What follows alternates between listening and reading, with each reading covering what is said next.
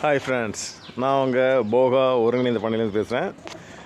அதாவது நம்மளோட புது வரவுன்னு பார்த்தீங்கன்னா, நம்ம பண்ணையில் ஏற்கனவே மீன், ஆடு, கோழி இது பண்ணிகிட்ருக்கோம். அடுத்தது புறா வந்து ஸ்டார்ட் பண்ணியிருக்கோம். ஆக்சுவலாக வந்து இது புறா வந்து நம்ம வீட்டில் வந்து பண்ணிகிட்ருக்கோம். ஓரளவுக்கு இப்போ வந்து ரெடி ஆகிட்ருக்குங்க. இப்போ நான் இந்த புறா வளர்க்குறதுல வந்து சின்ன ஒரு ப்ராப்ளம் பார்த்துருக்கேன். என்னென்னா, இது வெயில் காலத்தில் வந்து குஞ்சுங்க வந்து இறந்துக்கிட்டே இருந்துச்சு. என்னடா அது, குஞ்சு முட்டை வைக்கிது, அடை வைக்குது, பொரிக்குது, குஞ்சு பொரிக்குது.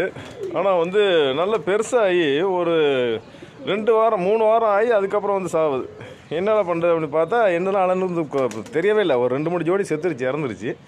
அதுக்கப்புறம் என்னான்னு பார்த்தா ஓவர் ஹீட்டு, வெப்பநிலை ரொம்ப அதிகமாக இருக்கனால இந்த மாதிரி ஆகிட்டுருக்கு. அதனால் என்ன பண்ண ஃப்ரெண்ட்ஸு, நம்ம இது கூண்டில் வந்து இந்த மண்ணாக தான் இருக்குது. இந்த அடியில் வந்து மண்ணாக தான் இருக்குது. இந்த இடத்துல வந்து தண்ணி ஊற்றி வச்சிடலாம். ஃபுல்லாக அந்த இடத்தையும் வந்து நினச்சிருங்க. ஃபுல்லாக தண்ணி ஊற்றி வச்சுருங்க. மேக்ஸிமம் எந்தளவுக்கு கூலிங் ஆகுமோ அந்தளவுக்கு கூலிங் ஆகிடும். அப்புறம் வந்து மேலே கேட்டுல துணி போட்டு போற்றி விட்ருங்க. அது இன்னும் நல்லா இதாக இருக்கும்.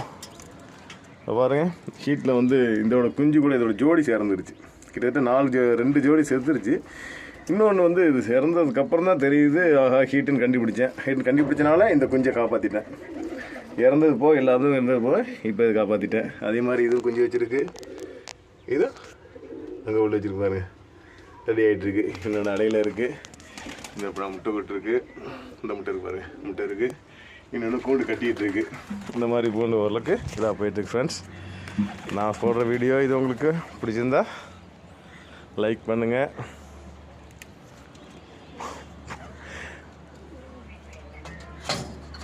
Okay friends, bye.